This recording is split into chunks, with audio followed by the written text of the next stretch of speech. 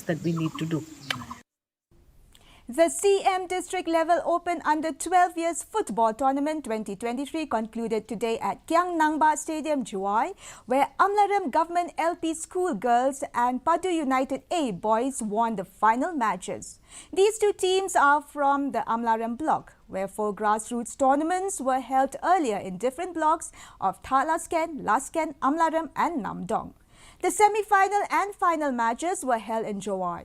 The working president of West Jaintia District Sports Association, EMH Pasa, who was also the chief guest, witnessed the final matches of both boys and girls organized by the Office of the District Sports Officer, accompanied by DSO Krubok Pasa and members from West Jaintia District Sports Association.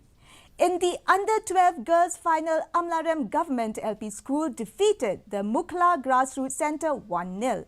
In the Under-12 boys final, Padu United A defeated Umolong Grassroots Centre 1-0. The weather report. The maximum temperature was